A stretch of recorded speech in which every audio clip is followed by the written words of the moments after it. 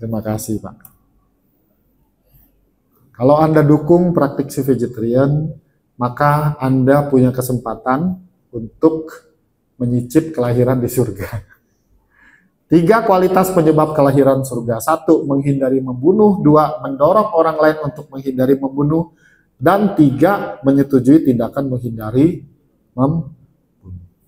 Makanya nih saya ketika baca ini nanti baliknya ke sini Ibu Bapak. Dunia kita ini kan di beberapa tempat ini lagi berantakan.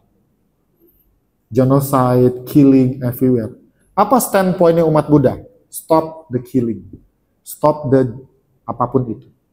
Kita nggak bilang pihak ini yang benar, pihak itu yang benar. Nggak. Tetapi bagaimana cara kita untuk turut terlibat di dalam upaya menghindari atau menyetujui tindakan menghindari membunuh. Lebih luas lagi nih jatuh-jatuhnya. Satu lagi yang juga menarik untuk kita diskusikan soal vegetarian itu adalah praktik dana makan.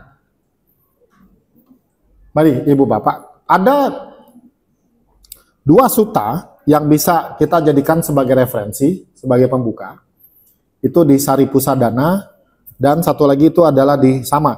Yang satu anggota Nikaya 5, satu anggota Nikaya 8. Saya ini berusaha untuk menemukan penjelasan apa yang disebut dana yang murni dan dana yang baik. Saya berusaha mencari beberapa penjelasan, saya nggak menemukan apa yang disebut sebagai dana yang murni dan apa yang disebut dana yang baik. Tapi saya menemukan penjelasan bahwa 5 pemberian oleh seseorang yang murni, yang bawahnya menarik. Pemberian yang tidak menyakiti siapapun atau apapun. Dari sini kemudian saya mencoba untuk mengajak Ibu Bapak untuk berdiskusi lebih lanjut. Contoh begini. Kalau kita bicara pemberian yang murni. Ya, yang murni artinya kita di ruangan ini kita definisikan ya. Barang ini, benda ini, uang ini tidak didapat melalui pelanggaran sila. Kita definisikan itu, oke? Ya, disebut pemberian yang murni ya. Tidak ada pelanggaran sila di situ. Lalu, saya misalnya ambil satu ilustrasi. Oh, ini laptop idaman saya. Lenovo ThinkPad. Wah, ini laptop idaman. Anggap aja kita pengen berdana nih. Kita pengen berdana laptop ini kepada seseorang. Oke, dalam konteks ini saya sempitkan kepada anggota sangga. Lalu ada temen yang nawarin, gue ada nih, berapa? Di pasaran biasa 10, gue dapat murah, gue kasih lu 5 juta aja. Tanpa tendeng aling, biasanya kita akan, oke, gue ambil. Atau, orang tahu nih, kita wihara lagi butuh 8M ya, sebelah ya. Lalu ada ucuk-ucuk orang yang mau dana, nggak besar lah, anggap aja cuman 500 juta. Kira-kira menurut Anda, pengurus wihara yang terima dana itu tanya nggak duitnya dari mana? Tidaklah gitu ya. Nah mungkin kita tanya, gopek tiaw. Saya suka itu, bener Bu. Bener, kita nggak akan banyak tanya. Itu kasus pertama. Kasus kedua, kasus yang sama nih. Tapi saya juga yakin tetap diterima. Kalau laptop ini didapat dari pencurian, kita beli nggak untuk didanakan? Betul, masalahnya kita tahu. Nggak boleh ya? Kalau laptop ini hasil curian, kita beli nggak untuk kita danakan? Tidak boleh kalau persoalannya tahu nggak? Oke, benar. Karena nggak ketahuan kan, kalau barang ini kan nggak ketahuan curian apa tidak. Saya waktu kecil, saya ingat sekali waktu suatu hari ada temen yang mau jual sepeda, murah banget. Saya tuh ngerengek ke ibu saya untuk beli. Namanya anak kecil tuh punya sepeda kan sesuatu banget nih. Ayo lama, ngerengek aneh pia, murah banget. Ibu saya tetap nggak mau beli. Sekian lama, saya baru tahu ternyata anak yang jual itu memang maling sepeda. Ya, saya akhirnya tahu, oh ternyata anak ini maling sepeda. Untung waktu itu gua nggak beli. Masalahnya ibu bapak, kalau Anda dana makan yang kayak begini, tahu nggak itu hasil pembunuhan? Nggak perlu tanya kan? Kalau gitu kita danakan tidak? Danain nggak? Iya. Maksudnya gini, kita danakan apa tidak? Bagus. Kalau kita tidak mendanakan hasil pencurian, sepantasnya, sama tidak? Saya tanya lagi nih, apple to apple nggak? Kalau pencurian berarti pelanggaran sila keberapa? Kedua. Kalau pembunuhan? Tapi kan yang bunuh bukan saya. Oh, nggak masalah. Anda tahu yang nyolong nggak tahu siapa juga. Right? Apa yang bisa kita praktekkan?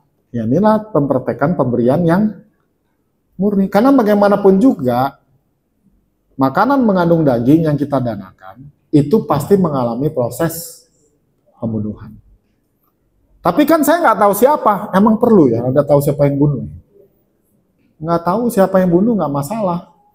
Karena kita sama-sama sadar, sama-sama kita tahu bahwa untuk dana ini bisa ada, pasti terjadi yang namanya pembunuhan. Lanjut ya.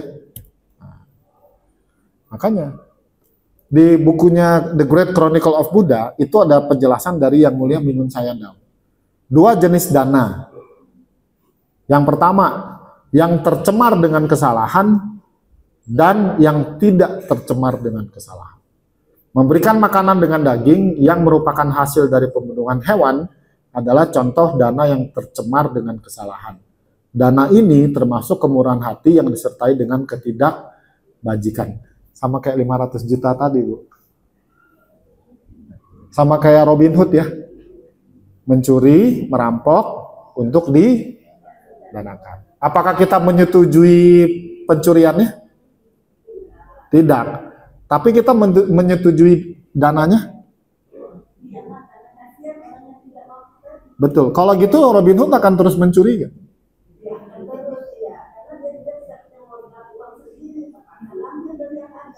Oke. Berarti kita menyetujui pencurian yang terus dilakukan tidak?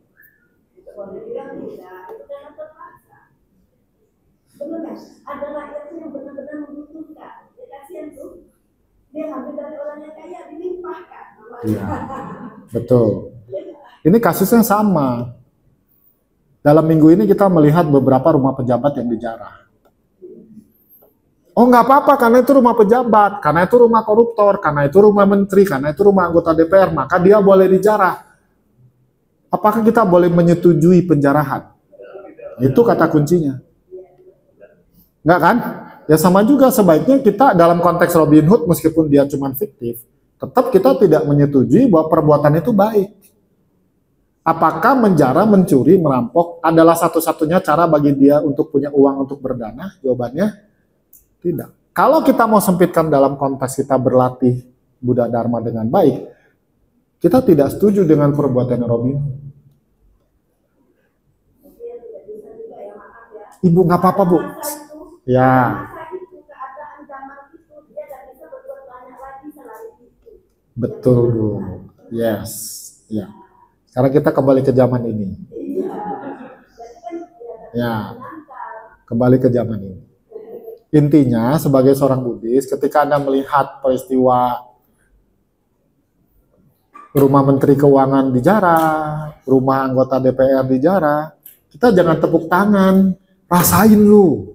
Karma lu berbuah lo. Kamu mencuri uang rakyat, rumah kamu dijarah. No. That is not Buddhistic point of view. Bagaimanapun juga, perbuatan tersebut bukan perbuatan yang pantas untuk kita setujui. Jelas ya? Betul? Sama juga dengan pembunuhan kan? Baik. Jadi saya ulang Ibu Bapak, ada 8 pemberian orang baik Yang satu adalah pemberian yang murni, baik, tepat waktu, diperbolehkan, dan sebagainya. Lalu ada pemberian yang tidak menyakiti siapapun. Ini juga menarik untuk dibahas. Bukan cuma urusan ngasih dana makan daging sih. Banyak sebenarnya, konteksnya luas. Makanya kita perlu juga mendalami secara serius ya. Baik. Kalau kita balik ke sutta ini, namanya Jiwaka Sutta di Majjhima Nikaya 55. Sebenarnya sutta ini panjang. Ingat nggak tadi pagi di bawah saya jelasin? Ayo, yang tadi datang, ingat nggak? Diga Nikaya artinya khotbah apa? Terima kasih. Nggak sia-sia aku jelaskan. Ya, Majjhima itu termasuk khotbah menengah. Jadi Jiwaka Sutta, Jiwaka ini kan tabib Buddha. Jadi setelah Buddha ditanya kan tentang makan daging, terus Buddha jelasin. Di belakangnya itu masih panjang. Dan di belakangnya ada penjelasan, tidak berharap mereka akan dipersembahkan lagi makanan yang enak pada masa mendatang. Makan dengan tanpa terikat, tanpa serakah, tanpa melekat, melihat kelemahan dari makanan dan dengan kebijaksanaan tentang jalan keluar dari keterikatan. Dengan demikianlah mereka tidak menyakiti diri sendiri, orang lain, dan keduanya. Cuman kalau kita bicara vegetarian, biasanya sutta ini cuma dikutip yang setengahnya aja. Terus satu lagi yang diskusi soal tidak melihat ya. Sebelum ke sana, apakah makanan yang diterima itu pasti dimakan? Ayo. Pasti nggak? Tidak. Zaman sekarang biku masih pindah patah nggak? Masih. Tapi beda gayanya. Isinya apa? Jeruk, biskuit, Coca-Cola, di sebelahnya ada karung. Dimakan nggak? Zaman sekarang beda dengan zaman Buddha. Zaman Buddha, ketika Buddha keluar Pindapata, yang saya dijelaskan, kalau itu makanan dicampur semua, Pak. Habis itu dimakan. Sekarang masih. Di Indonesia lah konteksnya. Tidak. Bahkan saya pernah ikut acara dana makan. Biasanya kalau dana makan kita ada bawa nih, taruh di atas meja. Itu ada beberapa pengalaman saya, ritualnya panjang kali. Itu sopnya yang tadinya ngepul jadi dingin. Lama. Paling enak itu makan dengan biku yang fleksibel itu enak banget. Come sit, Bante, just you do the offering and then we eat. Oh, I like it. Jadi kadang-kadang oke, umat persembahkan. Habis itu bikunya makan. Dipilih nggak makanannya? Pilih kan? Apakah makanan yang kita persembahkan itu pasti dimakan semua? Jawabannya tidak. Berarti dalam konteks zaman sekarang, apakah ketika anggota sangga menerima dana makan, semuanya dimakan? Berarti bisa dipilih. Sesuai apa? Bentar. Ini kita bicara asumsi kita. Ketika Anda dikasih makanan yang banyak, pilihan Anda pertama kali itu berdasarkan apa? Selera. Nomor 2, mahal nih. Misalnya kan. Jadi tetap selama kita masih manusia biasa, pilihannya adalah selera. Saya sering kok, waktu saya temenin Bante Damika, sekitar 2 tahun lalu kami ke Bali, baju makan siang diundang makan, banyak. Bantenya makan, nggak habis Bu. Anda bisa lihat foto ya, satu biku, semua makanan. Habis nggak? Habisnya sama siapa? Sama kita kan? Betul kan? Jadi, artinya pilihan untuk praktek vegetarian atau tidak, itu sebenarnya di tangan siapa? Sebentar, untuk dalam konteks Anda dana makan. Di tangan Anda. Sekarang Anda sudah paham bahwa kalau saya tidak mendanakan hasil pencurian, hasil korupsi, maka saya juga tidak mendanakan hasil pembunuhan. Apple to apple diskusinya. By the way, habis ini mau ngajak saya makan kemana? Di bawah. Saya tadi agak nyesel makan mie-nya sedikit. Ternyata enak. Ya, nanti habis ini saya turun makan lagi ya. Semoga ada. Itu dulu. Makanya ketika kita bicara ada apa dengan vegetarian, kembali kita bicara tentang opsi. Ada opsi yang menyangkal, ada opsi yang mendukung. Kalau kita uraikan hari ini, kita bahas, kita diskusi, lebih banyak opsi yang mana sih sebenarnya? Nomor 1, agama Buddha jelas tidak mendukung terjadinya pembunuhan. Nomor 2, berdanalah sesuatu yang murni, bebas dari pelanggaran sila. Masih banyak sebenarnya yang bisa kita uraikan. Tapi saya tunggu ibu bapak bertanya aja. Terakhir, ini. Sorry, kalau saya terlalu ikut campur urusan postingan Anda. Tapi ini sebagai sebuah pengingat. Silakan Anda mau ikuti atau tidak, tugas saya adalah menyelamatkan Anda. Makan, posting, bro, di sini B2-nya sedap, murah lagi, posting. Secara tidak langsung sadar nggak kita mendukung bisnis itu berhasil? Semakin bisnisnya berhasil berarti semakin banyak pembunuhan. Terus ada satu lagi diskusi yang sangat menarik. Pernah dengar istilah utopia nggak? Kondisi ideal. Apakah mungkin dunia ini benar-benar bebas dari pembunuhan? Jawabannya tidak mungkin. Pertanyaan kedua, apakah mungkin Indonesia bebas kantong plastik? Tidak mungkin.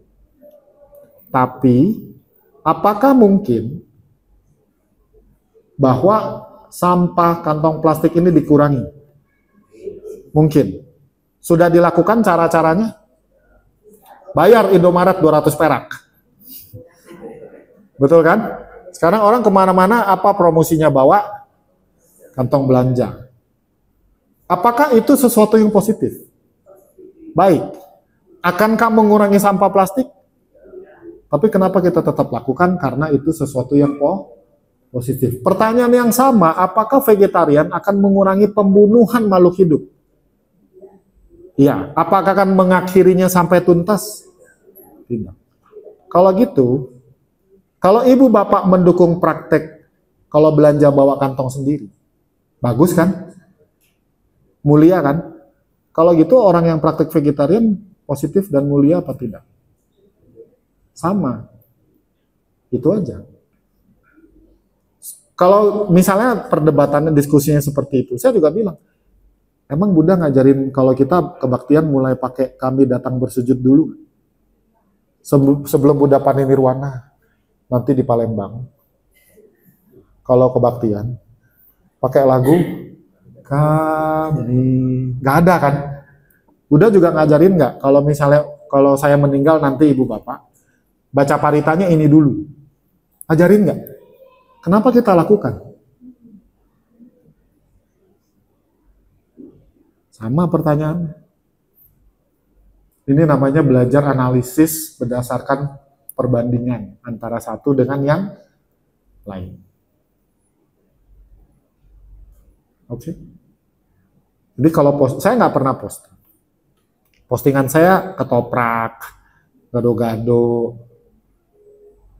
Oke. Thank you. Ya, habis. Terima kasih tepuk tangannya ya. Masih ada waktu, silakan kalau mau